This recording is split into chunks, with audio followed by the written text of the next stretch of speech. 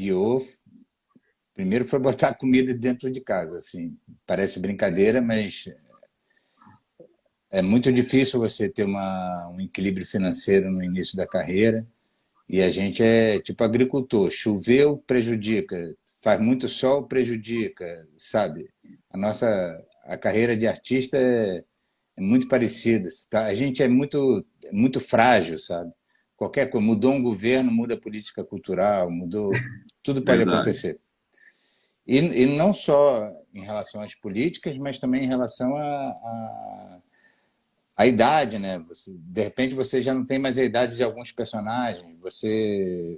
Isso acontece em vários momentos, sabe, da sua carreira. Tem um momento que ninguém sabe quem você que não te conhecem, e aí é um esforço enorme para você poder dizer quem você é, da sua capacidade e tal. E depois de um tempo acontece muito, né? Você começa a deixar de servir para os papéis.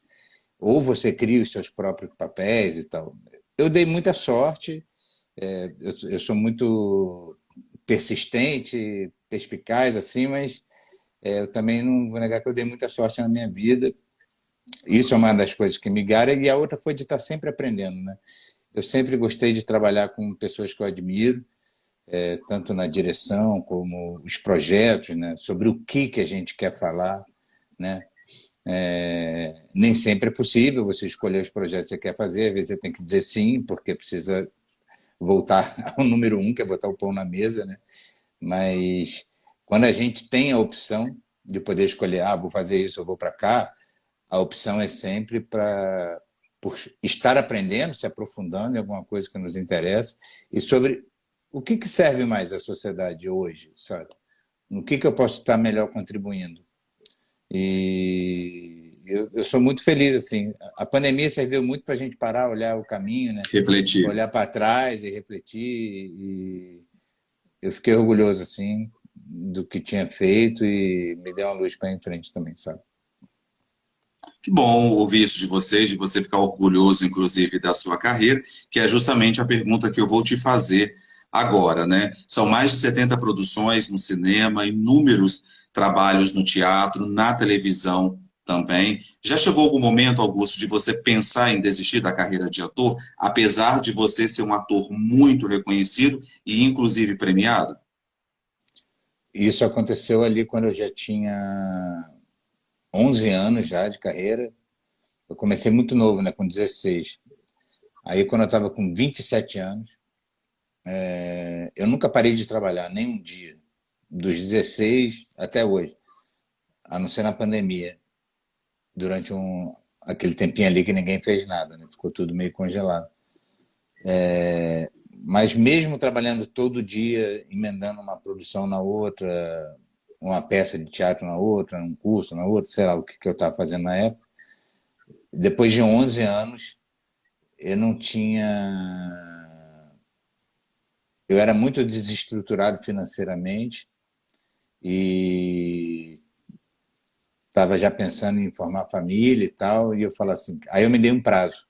Eu falei, cara, se daqui a 3 anos essa maré não virar muito, eu vou tentar fazer outra coisa. O que é, na verdade, uma mentira, né? Porque para você recomeçar qualquer coisa aos 30 anos de idade, significa que você vai comer muito capim, né? Até conseguir construir alguma coisa, né? Mas, de alguma forma, serviu para que eu me motivasse, ficasse atento, para que eu começasse a me organizar melhor, sabe? Então, foi um momento, assim, difícil, mas os sinais foram aparecendo, sabe? E me deu força para seguir em frente, e a partir dali, de fato, a minha vida deu uma guinada, assim. Ainda deu uma guinada, é ótimo, né? A gente é, tem muito solavanco, né? Às vezes você acha que você vai. Agora vai, sabe? Eu lembro que eu comecei a fazer cinema, entrou o Collor de Mello na presidência e acabou com a Embrafilme. Aí passou 4 anos sem nada, aí eu fiz um dos primeiros filmes da retomada, que foi o Carlota Joaquina. Aí eu pensei na minha cabeça, né? Cara, agora vai, né? E aí, não é assim agora. É um negócio É, que demora até você conseguir solidificar um nome, uma imagem. Outro dia eu estava refletindo isso com colegas que estão começando. Imagina a seguinte situação. Você tem um diretor, um produtor de elenco, um produtor executivo de uma obra audiovisual qualquer, e eles estão discutindo um nome para o elenco. Bom, primeiro que já é um objetivo dificílimo, você está na cabeça dessas pessoas, né? Uma vez que você esteja na cabeça dessas pessoas, outros nomes também estarão. Quer dizer, já vai haver uma concorrência Sim. muito grande. E se qualquer uma dessas pessoas, sejam 10 pessoas nessa mesa, fizer algum senão sobre o seu nome, é o suficiente para o seu nome sair da lista. Não precisa ter feito nada. Entendi. Se alguém falar, o Augusto Madeira, a pessoa fez, aí os outros já vão se olhar e já vão tirar o seu nome. Quer dizer, não só você precisa ser lembrado, como você precisa ser uma unanimidade, você precisa ser um desejo, entendeu? De todas aquelas pessoas.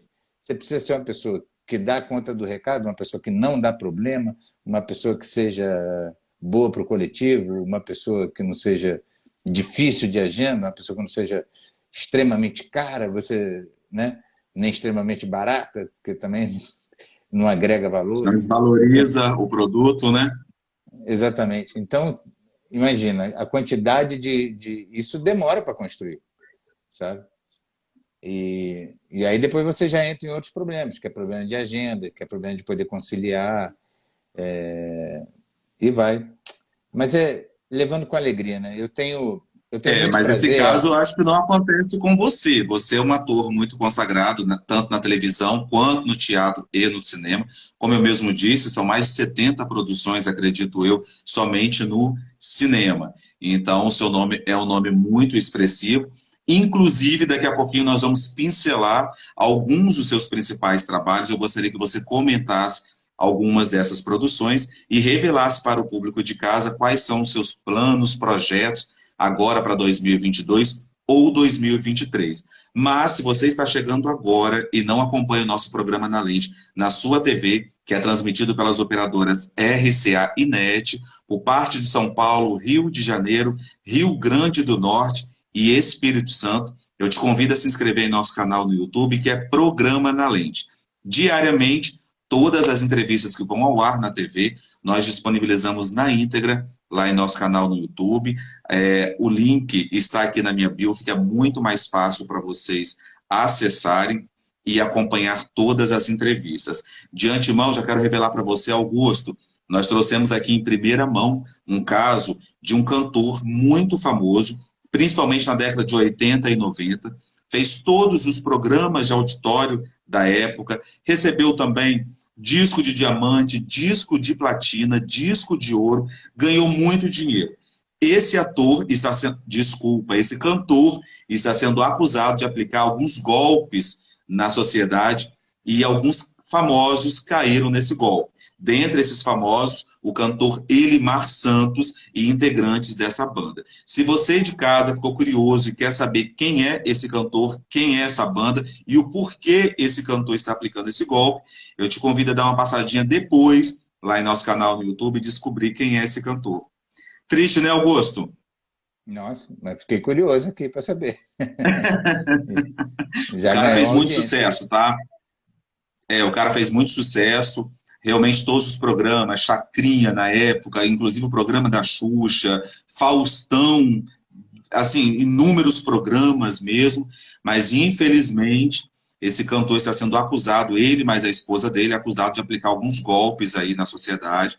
O Elimar Santos caiu nesse golpe, fez um depósito de mais de R$ 7.500 para ele, então o negócio está ficando sério, envolvendo aí esse famoso. Mas, Augusto, eu quero viajar com você no tempo. Nós vamos lá em 2005, nós vamos na produção de Alma Gêmea. Eu queria que você comentasse um pouquinho dessa produção, você que também fez parte, né, dessa novela Alma Gêmea. Como foi trabalhar em Alma Gêmea, o Augusto? Cara, ali eu vou te dizer, eu sou um ator que comecei no teatro, né? Eu nunca parei. O teatro, de fato, é a minha escola, assim, que me formou como ator. E comecei a fazer cinema muito cedo, mesmo quando o cinema ainda era uma indústria claudicante, assim, né? Porque o cinema é uma indústria, precisa de muita gente, precisa de recursos financeiros. Então era muito artesanal ainda, fazer o cinema era difícil. Mas mesmo assim eu consegui fazer curtas-metragens e longas-metragens, participações pequenas, eu estava sempre ali. Na verdade, não são 70, eu já estou em 118 Tá filmes vendo? e quase 80 Parabéns. produções. E quase 80 produções de TV, né? Entre séries e novelas e programas e tal. Mas eu demorei a entrar na televisão. Isso que eu ia chegar nesse lugar. Eu demorei, porque eu comecei a entrar na. A minha primeira trabalho foi na Globo e foi na Vida Como Ela É, fazendo ali um elenco de apoio, mas pô, era o Daniel Filho voltando para a TV, estava fazendo com uma equipe de cinema, era filmado em película, ele não usava as câmeras da TV, ele usava câmeras de cinema, que davam uma qualidade, A Vida Como Ela É, que passava dentro do Fantástico, incrível. Então foi uma grande escola para mim ali. Tá? Começando a televisão, mas ainda era cinema, não era TV. E ali, aos pouquinhos, eu comecei a fazer algumas coisas e logo fui fazer uma participação no Alma Gêmea. Era uma participação de um personagem que atravessava, sei lá, uns 5 a 10 capítulos, num núcleo popular lá, que tinha uma pensão, eu fazia um advogado que ia despejar esse pessoal. Eu lembro que a minha única preocupação é, como eu não conheço ninguém, não estou na novela, não sei o nome dos personagens, eu dei um jeito de fazer uma cola imediatamente assim e estudar antes de entrar em cena. Como eu sei que é tudo muito rápido, eu falei assim, quando eu disser essa fala, eu tenho que estar dizendo para fulano. Então eu tinha que entender quem é fulano, onde está sentado fulano. Então eu fui muito malandro, mais do que bom ator, não sei o que, eu tive que ser malandro para não chamar atenção pela falha, né? Então assim, eu tinha que estar muito assertivo. Então, eu lembro que eu entrei, eu fui tipo, parecia um ninja, né? Fala para aquele, pá, agora fala para esse, pá, e regia para cá, não sei o quê. As pessoas olharam e falaram, nossa, que pessoa rápida e ligeira. Não, é que eu realmente eu falei, não posso errar, né? Só tem uma chance, estou começando, se eu mostrar fragilidade, né? Não tem espaço. Mas tem umas malandragens assim, principalmente quando tem muita gente, né? E você fica louco ali, né? Não sei quantas câmeras o diretor grita do suíte, né? Sim, Não está nem ali contigo, marca rapidinho e fala, vai! Nessa época ainda os diretores gritavam muito, isso mudou, graças a Deus. Hoje em dia, né, não tem mais espaço para assédio moral, para esse tipo é. de violência no trabalho. Graças a Deus o mundo está mudando para melhor, dando suas cacetadas, ainda tem, com muitas dificuldades, mas a gente vai caminhando para uma sociedade com menos tolerância para esse tipo de intolerância, né? Aí foi isso, que foi esses prazeres assim, era um lugar ainda muito estranho para mim, né?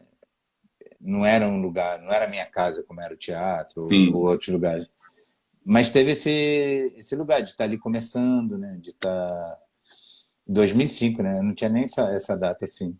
Para você ver, eu já estava aí com 35 anos. Ou seja, já tinha quase 20 anos de carreira e estava começando a fazer televisão, com 20 anos de carreira. É que de fato de lá para cá assim, eu até parei de fazer teatro porque não tinha mais agenda. Porque eu comecei a fazer tanto audiovisual e tal. Teve muita coisa mudou também, assim. É bom que se diga, para quem não sabe. Bom, primeiro os streamings, né, que estão aí, não existiam, né? Não É, existia Netflix, Amazon, HBO, não existia. Não existia nessa época nem as TVs a cabos, que começaram a produzir sim, dramaturgia brasileira, né? Nessa época você tinha a Rede Globo e a Manchete, ou depois a Manchete faliu, ficou a Rede Globo e a Record, o SBT, uma novela ali, ou seja, quantos atores estavam empregados na televisão? sim, 100 atores na Globo, mais uns 50, 13, sei lá, 200 na Globo, 100 no resto, 300 atores num universo de quantos milhares de atores verdade. no Brasil.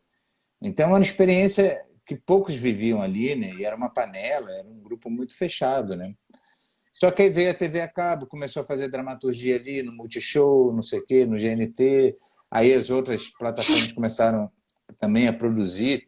Na verdade, foi criada uma lei obrigando essas plataformas a produzir conteúdo nacional, o que deu uma alavancada na indústria brasileira, né? Incrível. Né? Então, assim, você começou a ver série brasileira na HBO, na Fox, na TNT, no Canal Brasil, por causa dessa lei.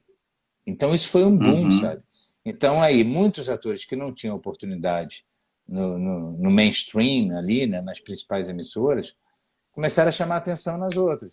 E essa é a minha história também. Eu fui parar na Globo, fui parar em outros lugares, porque eu estava lá.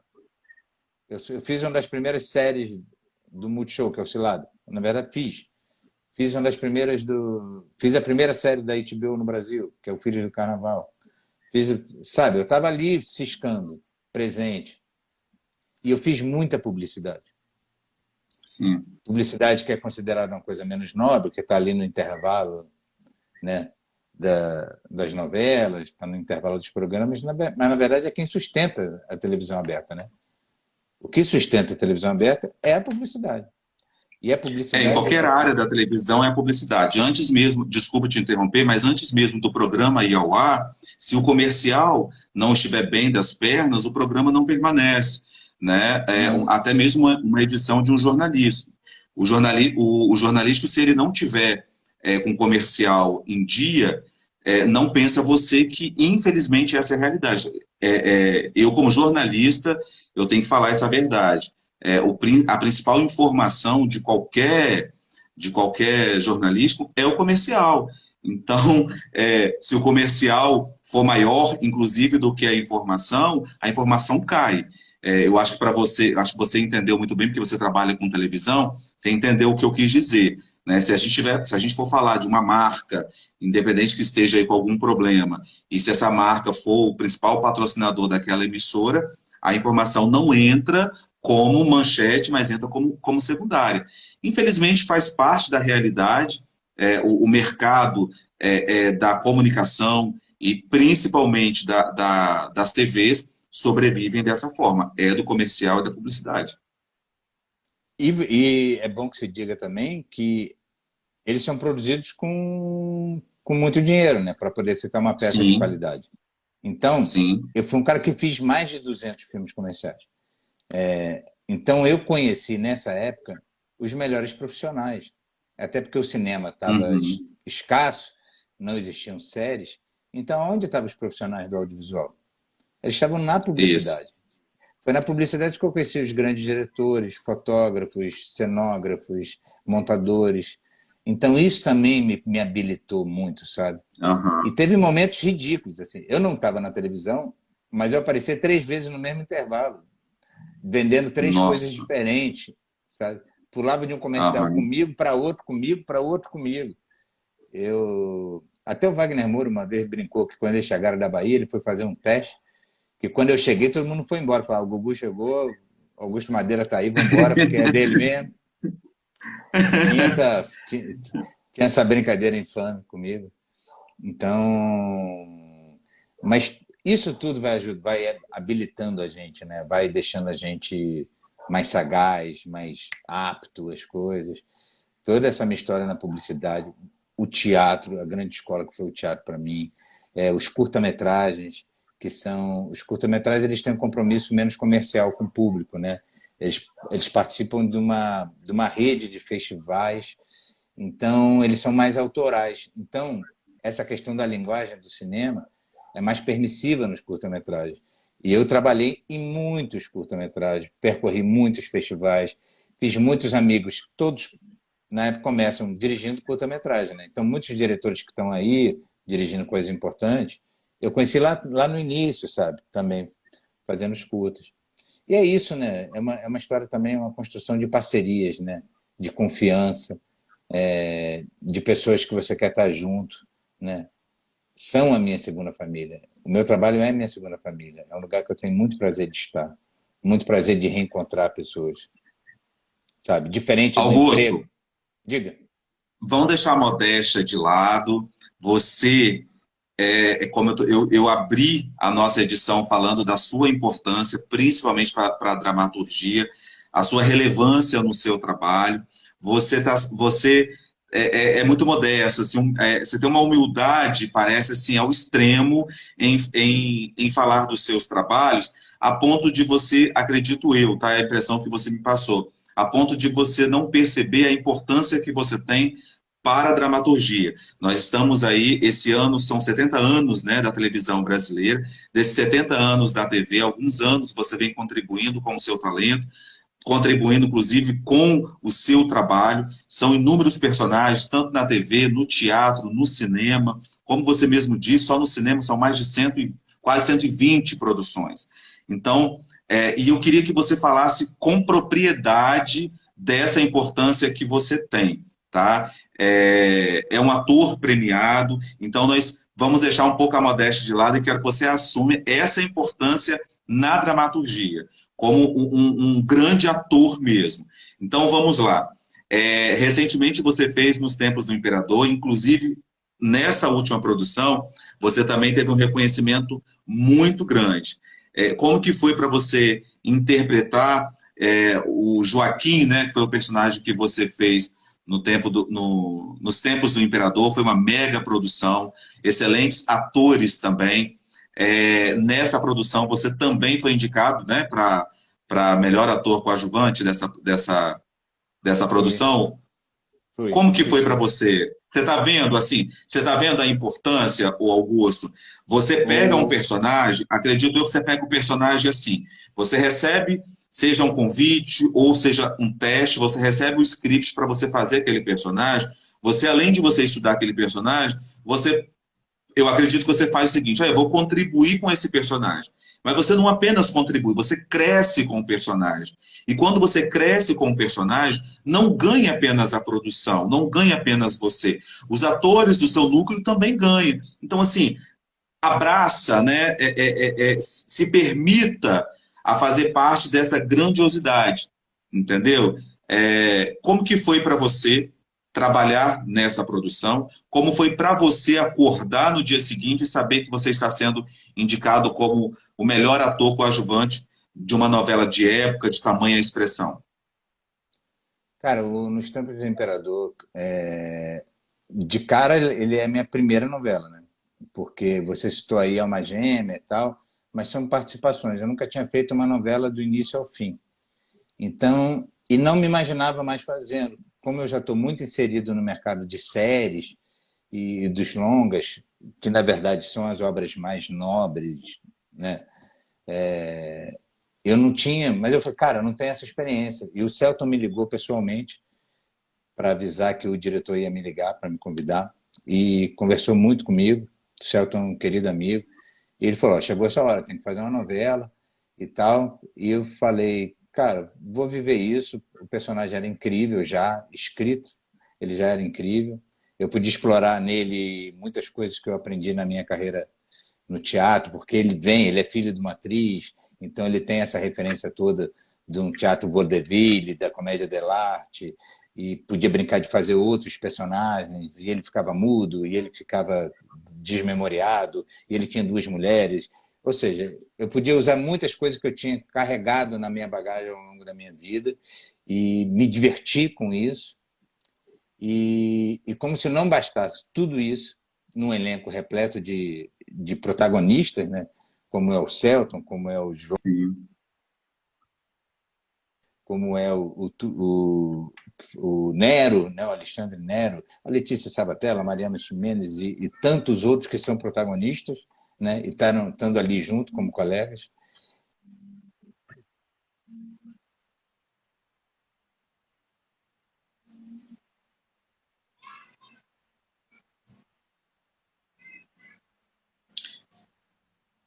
Pessoal, tivemos um pequeno delay aqui na imagem do Augusto Madeira. Se você não é inscrito, gente, no nosso canal no YouTube, se inscreva lá. Se você não acompanha o programa Na Lente pela sua TV, que é transmitida pelas operadoras RCA e NET, diariamente nós colocamos na íntegra todos os programas que vão ao ar na TV. E agora nós temos uma entrevista bomba com um cantor muito famoso, principalmente na década de 80. Ele vem sendo acusado, ele mais a esposa dele, sendo acusado de aplicar alguns golpes na sociedade. Dentre os artistas que caíram nesse golpe, o cantor Elimar Santos, que depositou mais de R$ 7.500 na conta desse famoso. Dá uma passadinha lá no nosso canal no YouTube e você vai saber quem é esse ator, esse cantor e saber o real motivo, né, que esse ator vem aplicando esses golpes aí na sociedade. Augusto, Oi, caiu. sim. Tive que voltar aqui.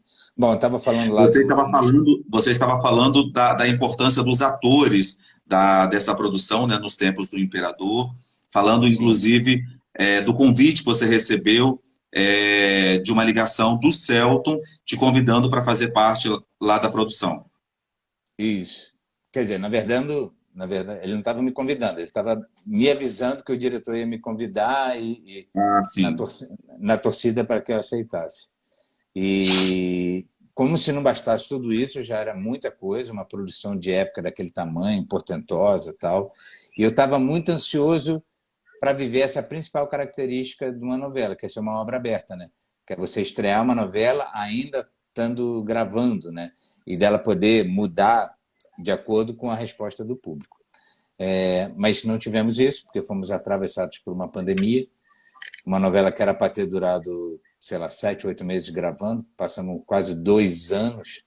Sim, Foi uma novela que nos ensinou um outro jeito de trabalhar, com todos os protocolos, com todas as divisões e camarins individuais e máscaras e muito álcool gel e a gente viu uma máquina daquele tamanho parar completamente durante meses e tivemos que reaprender a botar ela para funcionar de novo e ter vivido isso, ter estado perto desse processo, foi muito doído, muito cansativo e foi de um aprendizado enorme também. Então essa novela para mim ela se tornou mais especial por tudo isso. E é claro também pelo fato de eu nunca ter feito uma novela, o meu trabalho chegou em pessoas que normalmente não chegam, que não são pessoas que vão ao cinema, não são pessoas que assistem streaming, ou não são pessoas que vão ao teatro. Então, é lógico assim que eu sei hoje em dia, eu estou no aeroporto, a mulher da esteira me reconhece, o outro me reconhece, eu chego num bar, a pessoa sabe, recebo um elogio assim, é, é gostoso de ver, é sinal de que o trabalho foi bem feito, de que a gente conseguiu principalmente nesse núcleo da novela, né? Não só a beleza da história do Brasil, mas poder levar um pouquinho de humor, de leveza, num momento tão difícil, né? Como foram esses 2 últimos anos aí, para o mundo verdade. e para o Brasil especificamente. Você fala levar Mas, humor. Durante muitos anos você trouxe humor até as nossas casas, a qual de alguns programas, né, humorísticos em que você trabalhou. Só me tira uma dúvida, Augusto. Você ficou alguns anos no Zorra, né? fiquei. Você, na época, você pediu para sair mesmo do programa? Você estava insatisfeito com os resultados, né? A linha que o programa estava dando? Não tem nada a ver com isso. É. Eu fui, na verdade, eu já estava fazendo, eu tinha acabado de protagonizar uma série para a HBO, e eu ia fazer, eu já tinha muitos projetos no mercado, um longa, que foi o Bingo, que inclusive me deu um prêmio, um outro, eu ia protagonizar uma série infantil para a TV Brasil, eu já estava cheio de coisa. Quando o Maurício Farias me ligou para me convidar para fazer o Zorra, ele me ligou para dizer o seguinte, cara, a gente tem um desafio enorme, que é pegar um programa datado, envelhecido, que é o Zorra Total, que ainda faz humor baseado nos programas de rádio, um programa antigo, o mundo mudou, a internet trouxe um novo jeito de fazer humor, vídeo Porta dos Fundos, Parafernália, tantos canais de humor que estão por aí, e a gente precisa se modernizar. Então a gente está precisando dar uma repaginada enorme.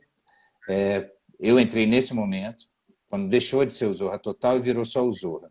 Na verdade, era para ter mudado o nome totalmente do programa, mas Uhum. a Globo ficou com medo do comercial, de perder os patrocínios que já tinha, não autorizou a mudança total do nome, então só tirou o total e ficou o Zorra. Mas as pessoas continuaram chamando de Zorra Total durante a vida inteira, sabe? É. E nessa época foi incrível, a gente tinha um elenco muito poderoso, o Helder, Luiz Miranda, Dani Calabresa, o Márcio, era tanta gente competente ali, você imagina como era divertido Ai, estar dividindo o camarim com essas pessoas e estar podendo fazer um humor moderno, falando falando mal de quem você tem que falar mal. Não falando mal de mulher, de negro, de viado. Não, mas falando mal de deputado, de pastor que rouba dinheiro do Ministério da Educação, de tudo, da vida, do cotidiano, da loucura que é você ficar recebendo telefonema de telemarketing ou de uma pessoa que entrega. Sei lá, falar da loucura que é a vida, da modernidade. Então foi muito bom. Só que eu não parei de trabalhar fora. E como era um programa de esquete, você tinha uma certa flexibilidade para poder fazer coisas fora da casa. E eu continuei fazendo filmes, continuei fazendo outras coisas. Mas, como toda empresa, você não pode deixar que todo o seu elenco faça outras coisas e não ter ninguém disponível para você continuar tocando uma produção que era enorme, que era... A gente tinha muitos cenários, era muito difícil gravar o Zorra. O Zorra, apesar de ser um programa semanal, curto, de 35 minutos, a gente gravava a semana inteira, gravava segunda, terça, quarta, quinta, sexta, porque às vezes tinha uma produção enorme para uma cena de 10 segundos, 15 segundos. Era realmente um tour de force, assim, uma gincana. Mas aí, depois de 3 anos,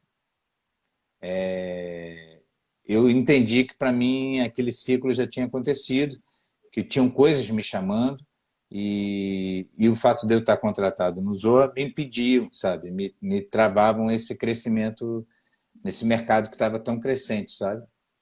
E tanto que eu não saí brigado com ninguém, pelo contrário, Sim. eu bati um longo papo com o Márcio Smelling, com o Maurício Faris, que era uma época, e eu fui convidado para voltar ao programa todo ano eles me ligavam, ou ia lá fazer uma participação, ou faziam coisa, eu ia nas festas, e eles sempre me convidavam para voltar.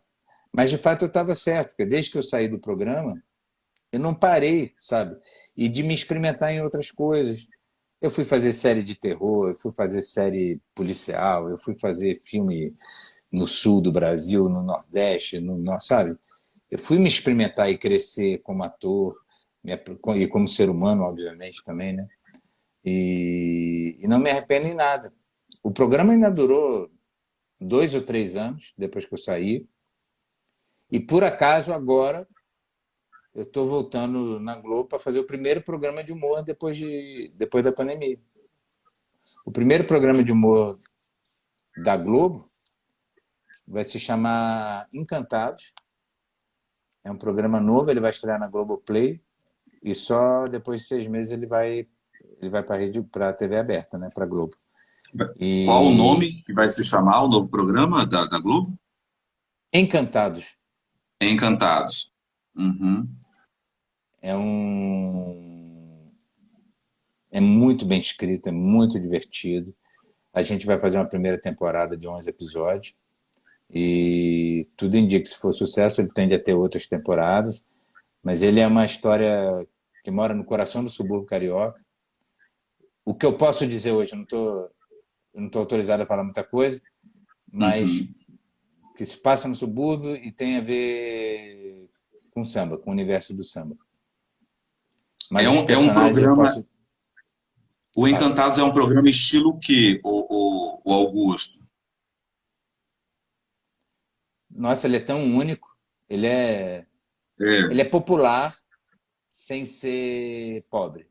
É o contrário. Ele é muito sofisticado, mas ele é extremamente popular. Os personagens são extremamente populares, as pessoas vão se identificar muito. Ele é um programa totalmente... Ele é leve, divertidíssimo, muito bem escrito, ele tem umas sacadas ótimas. E é um novo momento, eu acho mesmo, da casa, assim, sabe? Um tipo de programa. Agora, ele é uma história contínua, você vai vendo e vai acompanhando. Cada episódio, quem não acompanha a série vai se divertir nele, vai entender ali, tem uma historinha fechada.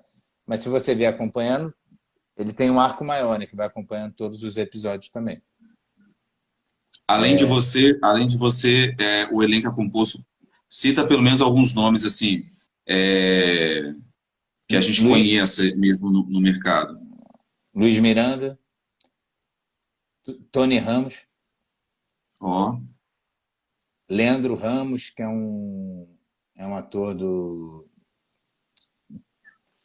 que fez como chama? Choque de Cultura, sabe? É um canal no Hum, YouTube que tem os comentaristas da van, que são motoristas de van.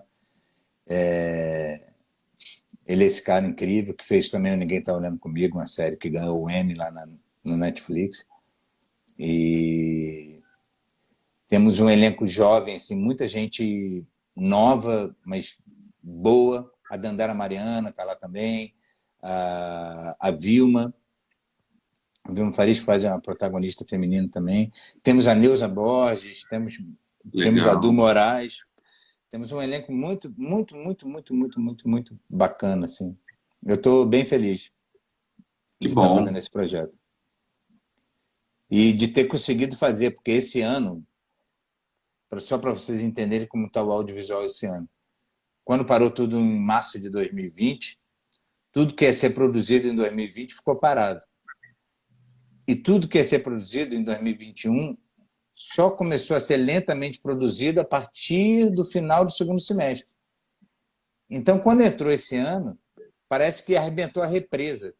Tudo que estava para ser filmado começou a ser filmado simultaneamente, sabe? Uhum. Desde que acabou Nos Tempos do Imperador, já estou no 12º projeto que eu fiz. Eu saí emendando uma coisa Ó, na outra. Eu fiz uma série para Star Plus, fiz uma série para Amazon, fiz uma série para Netflix, fiz um filme português, fiz, um, fiz uma série para Globoplay, duas, na verdade, e tá uma loucura. Assim, a gente tá tendo que dar conta desse... Eram muitos compromissos já assumidos, né, que a gente foi tendo que se encaixar e se virando de um lado para o outro. Mas não posso reclamar de nada, são projetos muito bacanas e tá dando para conciliar e a gente está podendo dar conta. Eu fico muito feliz de saber que o audiovisual voltou com tanta força, sabe? Isso também dá um alento, porque é uma indústria onde trabalha muita gente, sabe? São milhares e milhares e milhares de profissionais que durante a pandemia ficaram sem emprego, sem fonte de renda, né? Então me dá também uma uhum. alegria muito grande. Eu tenho muitos amigos nessa área e ver que o audiovisual voltou com força é muito bacana. Com relação ao programa Encantados, a previsão de estreia é agora, no primeiro semestre de 2022? Não, não é nada para agora. Eu não sei te Uhum. precisar, mas acho que esse ano não estreia ainda não. Ah, sim. Porque já entra outra questão, que são os planejamentos, né, de lançamento, de estreia, essas coisas todas. 2023, provavelmente, né? A estreia do programa. Provavelmente sim. Eu acabei de gravar uma série também sobre os Chitãozinho e Chororó, marcando os 50 anos de carreira deles. Essa, sim, uma série enorme, uma série grande, assim, cinema na veia, tá linda. A história deles é muito bonita, né? E é uma série que a gente acabou de gravar agora. Rodou a última diária, rodou de novembro até agora. Tem muita coisa boa vindo aí. Se Deus quiser. É. Na área da dublagem, o Augusto, você tem algum trabalho? Cara, é engraçado você falar isso, porque eu fiz muita locução na minha vida e eu acabei de fazer uma coisa que eu acho que vai virar tendência e que me orgulha muito de ter feito a primeira. Foi lançada até essa semana, eu posso falar só por isso, porque foi lançado essa semana, o primeiro podcast de uma história original do Batman, que é uma coprodução da DC Comics, que é a detentora, né, dos direitos do Batman, com a Spotify. Então é um podcast do Batman, é uma história original em 10 episódios. Ela foi toda produzida nos Estados Unidos, em inglês, e ela tem versões em 8 línguas a mais. Hum, Então, a gente fez uma versão no Brasil, direção do Daniel Rezende, fez uma versão italiana, uma espanhola, uma alemã, uma japonesa, uma na Indonésia, uma na Índia. Então, você tem um... E elas todas vão estrear simultaneamente no Spotify. bom. E eu estou muito feliz, que foi uma experiência incrível, e eu faço o Coringa. O Coringa não, desculpa, o Charada. O Coringa nem faz parte da série. Inclusive, o Charada é o vilão desse filme que estreou agora, né? Que está fazendo muito sucesso aí, o Batman. E, e ele também tá, que chama Batman Despertar, em Faz português. muito trabalho, hein? E é muito legal, cara, porque podcast é um nome chique, né? Mas é uma radionovela, né? Que você É. ouve com todos os sons, o som da floresta, o som da casa, as pisadas, a pegada, a trilha sonora, né? Tudo e você ali botando a voz e dando densidade, né? Levando essa emoção para o público. E pelo que eu entendi, eles vão levar à frente isso e vão produzir muitos podcasts de super-heróis e dramaturgia assim, nova, sabe? Isso é maior barato. Vai estrear dia Novidade 3 de vai virar maio. tendência. E tô achando, Elton, tô achando mesmo. Que assim, quando me convidaram, eu fiquei assim, super feliz, surpreso. E quando eu confirmei com eles que isso vai virar uma tendência, primeiro que eu espero que seja sucesso. Ontem mesmo eu dei uma gulgada e já vi matérias no mundo inteiro, nos Estados Unidos, na Então, Inglaterra, não sei o quê, já falando sobre a estreia do podcast em maio. Porque ele vai estrear mundialmente, né? Ele estreia no mundo inteiro, junto no dia 3 de maio, na plataforma parabéns, do Luiz. Spotify. Obrigado. Muito orgulho de Parabéns. estar fazendo parte disso. Sim, e a gente se sente orgulhoso também em ter você representando a dramaturgia. Ao longo da nossa conversa, você falou muito sobre a questão da dificuldade do cenário, você falou muito até mesmo desse novo movimento que surgiu pós-pandemia. Vale ressaltar também que foi na pandemia em que vocês, artistas, tiveram maior dificuldade para trabalhar, e eram vocês, artistas, que colaboravam com os trabalhos domiciliares, né? Porque, assim, as lives partiram de vocês, artistas. Era através de vocês, artistas, que as pessoas de casa não adoeciam mais, né? Por conta do entretenimento que vocês tinham, inclusive, muito deles de forma voluntária. Então, para pensar, né? Vocês, enquanto várias parcelas da sociedade tiveram apoio financeiro do governo, não estou entrando nesse mérito, tá, gente? Eu acho que todos deveriam de ter, mas os artistas não tiveram, né? Enquanto a dona de casa estava tendo apoio financeiro, uma outra parcela de uma outra função, profissão, que também passava por essa dificuldade, tinha um pequeno apoio financeiro, os artistas não tiveram. Então, todos estavam desempregados, trabalhando de casa de forma voluntária, ajudando as pessoas que estavam em casa, em depressão, adoecendo, né? Então, assim, vocês não pararam de trabalhar. E agora você relatando aí inúmeros trabalhos que vocês estão tocando, né, estão fazendo, eu quero te parabenizar e, inclusive, mais uma vez, reforçar aquilo que eu disse, né? Você é um artista consagrado, veio para hoje a gente bater esse papo, para a gente só apenas conhecer um pouco mais dessa produção. Parabéns, parabéns mesmo. Eu adorei assim, bater esse papo com você, conhecer um pouco mais da sua carreira, dos seus trabalhos. E a gente do Na Lente vai ficar sempre aqui à disposição para você noticiar esses projetos novos que estão vindo aí, tá? E te desejar ainda mais sucesso aí na sua carreira e em tudo que você faz, com certeza é sucesso. Obrigado, obrigado. Eu queria só completar o que você disse, não só o que a gente fez, as lives e tudo, mas tudo que a gente já tinha produzido, os discos que já tinham sido gravados pelos músicos, os filmes que já tinham sido feitos, as novelas que reprisaram, tudo isso trouxe algum entretenimento, algum alento para as pessoas que estavam confinadas em casa. Cultura é saúde mental. Segundo um diretor Sim, amigo meu diz, Dançando na Chuva, aquele filme divertidíssimo, tinha que ser vendido em farmácia, entendeu? Aquele é antidepressivo. Então, é, assim, a cultura não é supérflua. E essa pandemia serviu para mostrar que o nosso trabalho, em todas as áreas, sabe, é fundamental para sobrevivência, é um kit de sobrevivência, sabe? A Sim. pessoa não vive sem música, a pessoa não vive sem ver um filme, sem poder... E quando liberou, lógico que a gente tem aqueles segmentos que são mais sensíveis, né? O teatro, a dança, o circo, que precisa do público ali, né?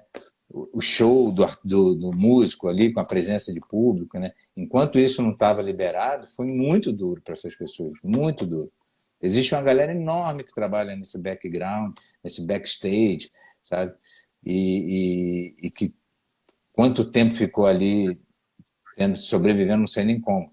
Lógico, teve muita ajuda, né? Muita solidariedade por parte mesmo, até dentro da área, sabe? Mas queria que as pessoas entendessem isso, que a cultura, assim como a educação, são formadoras de uma identidade de um povo, sabe? O Brasil jamais será uma grande nação se não respeitar a sua história, a sua cultura, o seu povo e os educar baseado nisso, sabe? Eu Boa acredito muito reflexão. É isso, meu irmão. Muito obrigado aí pela oportunidade, Boa reflexão. por esse papo que Augusto, teve eu que aí. te agradeço. Eu que te agradeço. Você é fera mesmo. Aqui a gente poderia citar vários trabalhos, né, que você fez, mas infelizmente não deu para a gente falar. Negócio da China, Malhação, o programa Zorra que você falou que eu iria comentar um pouco mais como era o seu dia a dia, né, de trabalho lá.